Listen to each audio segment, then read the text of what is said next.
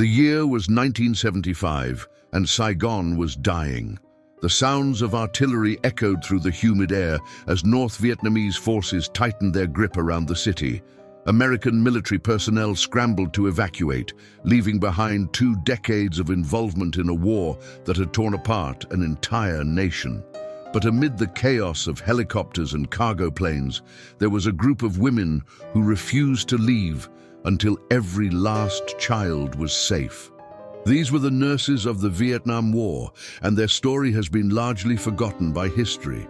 Captain Sarah Mitchell had been in Vietnam for 18 months, working at the 3rd Field Hospital in Saigon. At 26 years old, she had seen more trauma than most doctors would witness in a lifetime. She had held the hands of dying soldiers, performed medical procedures that would make seasoned physicians hesitate, and learned to function on 2 hours of sleep while mortars fell around the compound. But nothing had prepared her for what President Gerald Ford announced on April 3rd. Operation Baby Lift would evacuate 70,000 orphans from Vietnam, flying them to safety before the fall of Saigon became inevitable. Sarah volunteered immediately. She had spent her off-duty hours at a small Catholic orphanage near the hospital, bringing supplies and playing with children who had lost everything to the war. Many of these kids were Amerasian, born to Vietnamese mothers and American fathers who had long since rotated back home. These children faced an uncertain future in a country that viewed them as reminders of foreign occupation. The rumors spreading through Saigon painted a terrifying picture of what would happen to them when the North Vietnamese took control. On the morning of April 4th, Sarah arrived at Tan Son Nhut Airport with a group of other nurses and volunteers. The scene was overwhelming. Hundreds of children were being loaded onto military transport planes, their small bodies strapped into cardboard boxes and secured to the floor of cargo holds. Some were infants who had never known their parents. Others were toddlers who cried out in confusion, speaking a mix of Vietnamese and broken English. The heat was suffocating, the noise deafening, and the sense of urgency palpable. Everyone knew that time was running out. Sarah was assigned to the 2nd wave of flights, scheduled to depart on April 5th. She spent the night helping to process children through a makeshift staging area, checking identification bands, verifying paperwork, and trying to match babies with the sparse documentation that existed. The organizational systems that worked in peacetime had completely broken down. Adoption agencies, military officials, and Vietnamese social workers were all operating under different protocols, creating a chaotic mess of files, photos, and handwritten notes. In the darkness before dawn, Sarah noticed something that would change everything. A young Vietnamese woman approached the checkpoint carrying an infant wrapped in a faded green blanket. The woman was speaking rapidly to one of the translators, tears streaming down her face, but the translator kept shaking his head. Sarah walked over to see what was happening. The translator explained that the woman claimed she worked as a nurse at a civilian hospital and that this baby had been abandoned there 3 weeks earlier. She wanted the child evacuated with Operation Baby Lift, but there was a problem. The baby had no paperwork at all, no birth certificate, no orphanage assignment, no adoption application, nothing. Without documentation, the child could not be processed for the flight. The woman pleaded with them, saying she had heard rumors that anyone connected to American operations would face severe consequences when the communists arrived. She feared that this baby, who appeared to be Amerasian based on his features, would not survive. Sarah took the infant into her arms and looked down at his face. He could not have been more than 6 months old, with light brown skin and eyes that seemed to hold an ancient sadness. He did not cry, just stared up at her with a quiet acceptance that broke her heart. She asked the woman why she had waited so long to bring the child forward. The answer was simple and heartbreaking. The woman had hoped the baby's mother would return. Many Vietnamese families had placed their children in temporary care during the chaos, planning to reclaim them once the danger passed. But the mother never came back, and now it was too late to do anything through official channels. Sarah made a decision in that moment that would haunt her for decades. She told the translator to have the woman wait while she figured something out. Then she walked back into the processing tent and did something that went against every regulation she had been trained to follow. She found a stack of blank identification bands and filled one out for the baby, giving him a name that came to her in that instant, Michael Nguyen, and an approximate birth date. She attached the band to his tiny wrist and ankle, just like all the other children being evacuated. When she emerged from the tent, she handed the baby back to the Vietnamese woman and told her to get in line with the other children being loaded onto the transport vehicles. No one questioned it. In the chaos of Operation Baby Lift, one more baby in the system barely registered. The flight to the Philippines was supposed to be routine, but nothing about Operation Baby Lift was routine. Sarah sat in the cargo hold of a chartered Pan Am 747, surrounded by cardboard boxes containing infants. The boxes were lined up in rows down the center aisle, each secured with straps to prevent them from sliding during turbulence. Older children were strapped into passenger seats, their small faces pressed against the windows as Vietnam disappeared below them.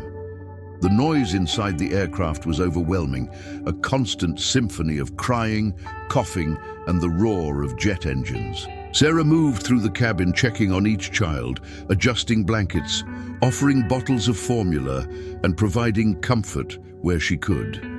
There were 9 nurses and volunteers responsible for over 100 children on this flight. The math was impossible. You could not provide adequate care to that many kids with so few hands, but they did their best. Sarah kept thinking about the first flight of Operation Baby Lift, the one that had crashed just 12 minutes after takeoff on April 4th.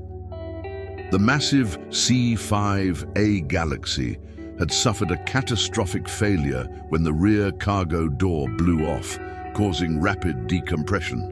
Over 130 people died in that crash, including 78 children and 35 adults.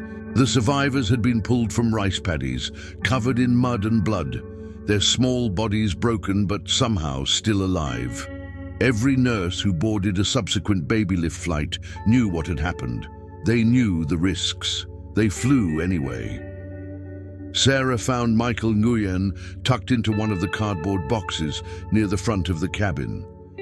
He was awake, but not crying, his dark eyes tracking the movement around him. She picked him up and held him against her chest, feeling his heart beat against hers. She wondered who his mother had been, what circumstances had led to his abandonment, and whether he would ever know his own story. She also wondered what would happen when they landed and the adoption agencies realized this baby had no legitimate paperwork. The flight attendants had distributed what few supplies they had, bottles of formula, diapers, and clean blankets. It was not nearly enough. Sarah used her own uniform to clean up accidents and fashioned makeshift diapers from torn sheets when the supply ran out. The other nurses were doing the same. There was no glamour in this work, no recognition for the women who flew into war zones to save children. They were just doing what needed to be done, driven by a sense of duty that went beyond military orders or professional obligation. When the plane finally touched down at Clark Air Base in the Philippines, Sarah felt a wave of relief so intense it nearly knocked her over. They had made it. The children were safe, at least for now. Military personnel and Red Cross volunteers swarmed the aircraft, helping to unload the boxes and carry children to waiting buses. Sarah kept Michael close, unwilling to let him disappear into the system before she could figure out what to do next. A lieutenant approached her with a clipboard, asking for the manifest of children on the flight. Sarah's heart pounded as she handed over the paperwork, knowing that Michael's entry was fraudulent. But the lieutenant just scanned the list, checked off names, and moved on to the next nurse. No one had time for detailed verification. There were too many children, too few personnel, and another flight landing in 2 hours. Sarah was directed to take Michael to a temporary care facility where children would be held until their adoptive families could be arranged. The facility was a converted gymnasium filled with rows of cribs and playpens. Volunteers moved through the space feeding babies, changing diapers, and trying to bring order to chaos. Sarah placed Michael in a crib and stepped back, watching as he reached his small arms toward her. She wanted to stay, wanted to make sure he would be okay, but she was needed back at the airfield. More flights were coming, more children who needed nurses to care for them during the journey to freedom. As she walked out of the gymnasium, Sarah made a silent promise to that baby. She would find him again. She would make sure he got to a good home. She would not let him become just another forgotten casualty of a war that America wanted desperately to forget. 3 days later, Sarah was back in Saigon, preparing for another evacuation flight. The situation had deteriorated rapidly. North Vietnamese artillery was pounding the outskirts of the city, and rockets occasionally landed near the airport. The American military was implementing emergency evacuation procedures, burning classified documents, and preparing to abandon the embassy. Operation Baby Lift was racing against time, trying to get as many children out as possible before the airport became completely unusable. Sarah had not stopped thinking about Michael. During brief moments between flights, she tried to get information about where he had been sent, but the record-keeping system was a nightmare. Different agencies were using different databases, paperwork was being lost or misfiled, and no one had a complete picture of which children had gone where. The adoption process that normally took months had been compressed into days, with families in America, Australia, and Europe all clamoring to take in Vietnamese orphans. The media coverage of the C-5A crash had paradoxically increased public interest in the operation. People saw those tiny survivors being pulled from wreckage and felt compelled to help. On April 10th, Sarah received orders to report to the military command center at Tan Son Nhut. She assumed it was about another flight assignment, but when she arrived, she found herself facing 2 men in civilian clothes who identified themselves as representatives from the U.S. State Department. They asked her to sit down, and Sarah's stomach dropped. They knew. Somehow they had discovered what she had done with Michael. One of the men opened a folder and pulled out a photograph. It was a picture of a baby, but it was not Michael. It was another child, a little girl with distinctive birthmarks on her arm. The man explained that this child had been evacuated during Operation Baby Lift, but had since been claimed by a Vietnamese family who had immigrated to California as refugees. The family had proof that the girl was their daughter, documentation that they had placed her in temporary care with an orphanage in Saigon, expecting to retrieve her once the danger passed. Instead, she had been swept up in the Baby Lift and flown halfway around the world. The State Department was now facing a lawsuit from an organization called the Committee to Protect the Rights of Vietnamese Children. The group alleged that many of the evacuated children were not actually orphans and had been taken without proper parental consent. The lawsuit claimed that Operation Baby Lift was essentially government-sanctioned kidnapping, motivated more by political optics than genuine humanitarian concern. The men wanted to know if Sarah had witnessed any irregularities in the processing of children, any cases where documentation seemed questionable, or where children might have been included in the evacuation without proper authorization. Sarah's mind raced. She knew exactly what they were looking for. She also knew that telling the truth would implicate herself in a potential international incident. But as she sat there, looking at the photograph of that little girl who just wanted to go home to her mother, Sarah made a choice. She told them about Michael. She explained how the Vietnamese nurse had brought the baby to the checkpoint, how there had been no paperwork, how she had created an identification band and processed him through the system. She described her reasoning. The chaos of the moment, the fear that the child would face persecution as an Amerasian if left behind. She also acknowledged that she had violated protocols and that her actions might have separated a child from family who could have been looking for him. The two men listened without interruption, taking notes. When Sarah finished, one of them closed his folder and looked at her with an expression she could not quite read. He asked her a simple question. Did she know what had happened to the baby she called Michael Nguyen? Sarah shook her head. She had tried to find out, but had gotten nowhere in the bureaucratic maze. The man told her something that changed everything. According to their records, no child matching that description with that name had been processed through Clark Air Base. There was no Michael Nguyen in the Operation Babylift database. Either the paperwork had been lost, which was entirely possible given the chaos, or someone had deliberately removed the child from the system. Sarah felt her blood run cold. What did that mean? Where was Michael? The second man leaned forward and spoke in a low voice. He said that there were elements of Operation Babylift that had never been made public. He said that the operation was not just about saving orphans, but also about evacuating the families of Vietnamese nationals who had worked with American intelligence services. These people had been promised protection in exchange for their cooperation. But when Saigon fell, many were left behind. Some had managed to get their children out through unofficial channels, including by placing them among the Babylift evacuees, without going through proper documentation. He suggested that the Vietnamese nurse who had brought Michael to the airport might have been working with people connected to American intelligence operations. The baby might not have been a random orphan, but the child of someone who needed to disappear. By creating false documentation and getting him on that flight, Sarah might have inadvertently helped execute a covert extraction operation. Or equally possible, she might have helped separate a child from a desperate mother who had made an impossible choice in a moment of panic. Without more information, there was no way to know. Sarah was told that her actions would be reviewed, but that given the circumstances, no formal charges would be filed. Operation Babylift was too controversial, too politically sensitive for the government to want additional scandals. The men thanked her for her honesty and dismissed her. She walked out of that office feeling more confused and conflicted than ever before.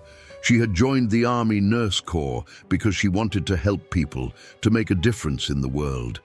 Now she was not sure if she had saved a child or ruined his life. The flights continued for another 2 weeks until North Vietnamese artillery finally made it impossible to land planes at Tan Son Nhut. On April 26th, the final Operation Babylift flight departed, carrying the last group of children out of Vietnam. Sarah was on that flight, one of the last nurses to leave. As the plane lifted into the sky and she watched Saigon shrink below her, she thought about all the children they had saved and all the ones they had left behind. She thought about the mothers who had made the agonizing decision to give up their babies in hope of a better life. She thought about Michael wherever he was and prayed that he was with people who would love him. When Sarah returned to the United States, she discovered that America had no interest in celebrating the nurses who had served in Vietnam. The war was over. The country had lost and people wanted to forget the whole thing as quickly as possible. Veterans returning home were met with protests and hostility. Nurses were ignored entirely, their contributions dismissed as less significant than those of combat soldiers. Sarah tried to reintegrate into civilian life, taking a position at a hospital in Colorado, but she could not shake the memories of Vietnam. She would wake up in the middle of the night, hearing the sound of helicopters, feeling phantom heat and humidity, seeing the faces of the children she had cared for. If you're enjoying this story and learning about these forgotten heroes, consider subscribing to our channel. We share stories of American nurses who changed history but were written out of it. Your support helps us continue bringing these important stories to light. Sarah tried for years to find out what had happened to Michael. She wrote letters to adoption agencies, contacted veterans groups, and even hired a private investigator. every lead went nowhere. The records from Operation Babylift were incomplete, contradictory, and in many cases had been sealed by court order following the lawsuits. In 1975, a federal judge ruled that the cases of potentially improperly evacuated children could not be treated as a class action lawsuit but had to be considered individually. This effectively shut down any systematic effort to reunite families. Only 12 children were ever officially returned to their Vietnamese relatives, and those cases took years of legal battles. Sarah learned that many of the children evacuated during Operation Babylift grew up never knowing their real stories. Some were told they were orphans when they actually had living parents who had searched for them for decades. Others were given false names, false birth dates, false backgrounds. The chaos of those final days in Saigon had created a generation of people who would spend their lives trying to piece together their own identities. Sarah also learned about the Committee to Protect the Rights of Vietnamese Children, led by a Vietnamese-American nurse named Moy McConnell. McConnell had been one of the first people to raise concerns about children being taken without proper consent. She had witnessed children arriving in America who spoke about their families, who clearly were not orphans, but whose stories were ignored by officials who insisted they knew what was best for these kids. The legal battles that followed were ugly. Adoptive parents who had welcomed Vietnamese children into their homes fought to keep them, arguing that returning them to birth families would cause additional trauma. Birth parents and relatives who had immigrated to America as refugees fought to reclaim their children, arguing that they had never intended to give them up permanently. The courts generally sided with the adoptive parents, reasoning that the children had bonded with their new families and that disrupting those relationships would be harmful. What got lost in all the legal arguments was a simple truth. Operation Babylift, for all its good intentions, had been carried out without proper procedures or safeguards. In 1985, 10 years after the fall of Saigon, Sarah received a letter that would change everything. It came from an organization called Operation Reunite, which was working to connect Operation Babylift adoptees with their birth families using emerging DNA technology. The letter explained that a man in California had been searching for information about his adoption and had submitted a DNA sample to their database. The test results suggested a potential match with the biological child of a Vietnamese woman who had recently come forward looking for her son. The woman's name was Linh Tran, and she had been a nurse at a civilian hospital in Saigon during the final days of the war.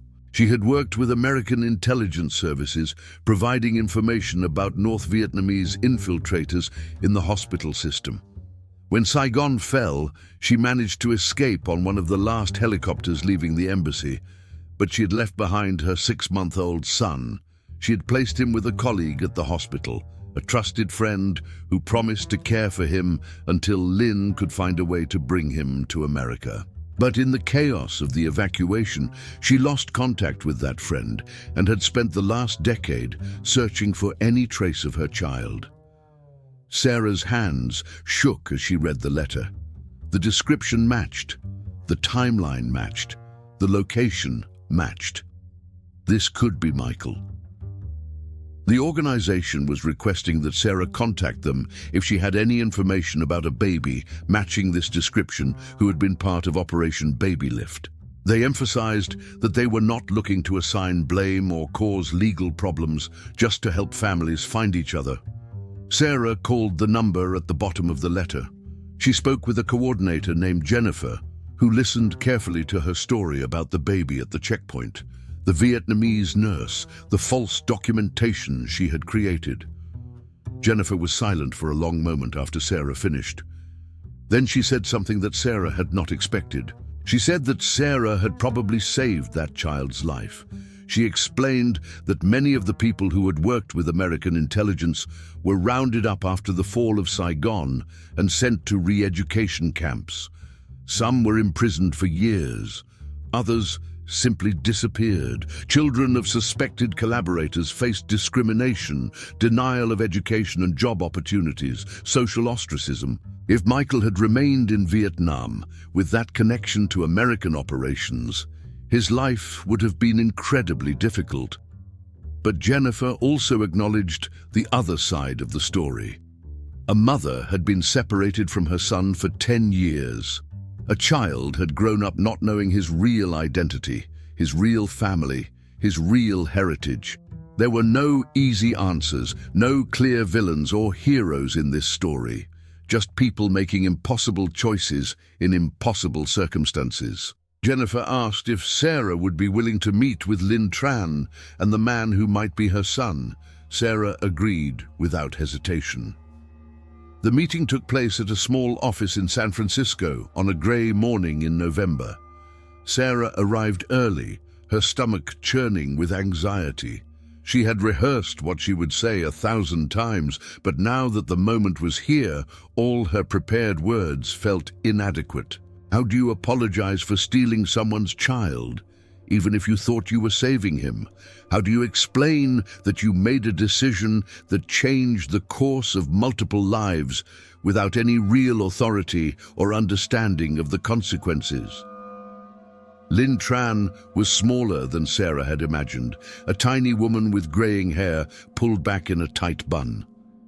She walked into the room with quiet dignity, followed by a young man who looked to be in his mid-20s. He was tall, with the mixed features that had marked him as Amerasian from birth, and he carried himself with a wariness that Sarah recognized from her time working with veterans. This was someone who had learned not to trust easily. The DNA test had confirmed what Linh already knew in her heart. This was her son. His adoptive parents had named him David Chen, and he had grown up in Los Angeles. He had a good life, by most measures. A college education, a job in computer technology, a nice apartment, but he also had questions that had haunted him since childhood. Who was he really? Where did he come from? Why had he been given up? When Linh had finally been able to tell him the truth, that she had never intended to give him up permanently, that she had spent years searching for him, David did not know how to feel. He loved his adoptive parents. They had given him opportunities and a life he would not have had in Vietnam. But he also felt a profound sense of loss for the mother and culture he had never known. He existed in a strange limbo between two worlds, not fully belonging to either. Sarah told them her part of the story. She described the checkpoint, the desperate Vietnamese nurse, the decision she had made to falsify documents. She explained that she had thought she was helping, that the rumors about what would happen to Amerasian children were terrifying, that everything felt like life or death in those final days. She apologized for not being able to find him afterward, for not keeping better records, for all the ways her actions had contributed to their separation. Linh listened quietly, her face unreadable. When Sarah finished, Linh reached across the table and took Sarah's hand. She said something in Vietnamese that the translator repeated in English. "Thank you for saving my son's life." The meeting lasted for hours. They talked about Vietnam, about the war, about the impossible choices that ordinary people had been forced to make. Linh explained that the nurse who had brought David to the checkpoint was her closest friend, a woman named Mai who had been killed in a rocket attack on the hospital 3 days after David left Vietnam. Mai had been trying to save other children when the rocket hit. She died doing what she thought was right, just like so many others during that terrible time. David asked Sarah what she remembered about him as a baby. Did he cry a lot? Was he scared? Was there anything about him that stood out? Sarah told him about his quiet watchfulness, how he had seemed to observe everything around him with ancient eyes, how he had not cried even when there was every reason to cry. She told him that she had named him Michael because it meant one who is like God, and in that moment, holding him at the checkpoint, he had seemed almost otherworldly, in his calm acceptance of chaos. David told them about his childhood in Los Angeles. His adoptive parents had been kind, but had not known much about Vietnamese culture. They had tried their best, taking him to cultural festivals and enrolling him in Vietnamese language classes, but he had always felt like an outsider. Other Vietnamese kids could trace their families back generations. David could not even be sure of his real birthday. The date on his adoption papers was an estimate, possibly off by months. He had celebrated the wrong birthday his entire life. Sarah listened to his story and felt the weight of her decision anew. She had thought she was saving a child from persecution. She had not considered that she might be condemning him to a life of searching for identity. But she also knew that the alternative might have been worse. If David had stayed in Vietnam, he might not have survived at all. There were no good choices in war, only less terrible ones. The three of them agreed to stay in touch. Lynn wanted to build a relationship with her son, to share the parts of his heritage that had been lost. David wanted to know his story, to understand where he came from. Sarah wanted to help however she could, to make amends for her role in their separation. Over the years that followed, Sarah learned more about what had happened during Operation Baby Lift. She discovered that the organization had evacuated over 3,000 children in 3 weeks, flying them across the Pacific in conditions that would have been illegal under any other circumstances. She learned that the first plane crash had not been the only tragedy. Children had died from illness during the flights, from complications of injuries that were not properly treated, from simple neglect because there were too many kids and too few caretakers. She learned that the lawsuits filed on behalf of the children had revealed systemic failures in documentation, consent, and verification procedures. Some adoption agencies had been more careful than others, but the pressure to move quickly and the lack of functioning government systems in Saigon had created a situation where mistakes were inevitable. Sarah also learned about the other side of Operation Baby Lift, the one that had never been made public. It turned out the State Department officials had been right. There had been covert operations to evacuate the families of Vietnamese intelligence assets, and some of those extractions had been hidden within the larger humanitarian mission. Children whose parents worked for the Americans were given false identities and documentation, allowing them to leave Vietnam without drawing attention. It was impossible to know how many of the Baby Lift children were actually part of these covert operations. The records were classified, and the people involved were not talking. But Sarah suspected that Michael, or David, as she now thought of him, might have been one of them.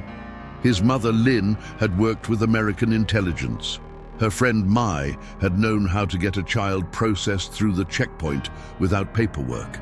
The whole situation had the hallmarks of a planned extraction, even if Sarah herself had been an unwitting participant. In 1993, a memorial was dedicated in Washington, D.C., honoring the women who had served in Vietnam. Sarah attended the ceremony along with hundreds of other nurses who had been forgotten by history. They stood together in the rain, these women who had held dying soldiers and saved countless lives and finally received the recognition they deserved. But even then, the full story of Operation Baby Lift was not told. The controversies were too raw, the legal issues too complex, the emotions too painful. Sarah continued nursing until she retired in 2000. She spent her final years working at a veterans hospital, caring for men and women who had served in Iraq and Afghanistan. She saw in their eyes the same trauma she had experienced herself, the same difficulty reintegrating into a society that did not understand what they had been through. She did her best to help them, to let them know that someone understood, that their service mattered even if it was not always appreciated. David maintained a relationship with both his adoptive parents and his birth mother. It was complicated and sometimes painful, but he felt more complete knowing his full story. He married, had children, and worked to ensure they grew up understanding both sides of their heritage. He named his daughter Mai after the nurse who had saved his life by bringing him to that checkpoint. Linh returned to Vietnam in 2005 for the first time since the war. She visited the hospital where she had worked, now rebuilt and modernized. She found Mai's grave and left flowers. She walked through the streets of what was now called Ho Chi Minh City and remembered what it had been like during those final days in April 1975. She thought about all the people who had not made it out, all the children who had been left behind. She knew she was one of the lucky ones. Sarah kept in touch with David and Linh until her death in 2015. In her final years, she wrote a memoir about her experiences in Vietnam, trying to document what had happened before the memories of her generation were lost entirely. The book was never published. Editors told her that the public was not interested in stories about nurses, that Vietnam was old news, that her perspective was too complicated and did not fit neatly into heroic narratives. But Sarah kept writing anyway, wanting to leave behind a record of what she had witnessed and the impossible choices she had made.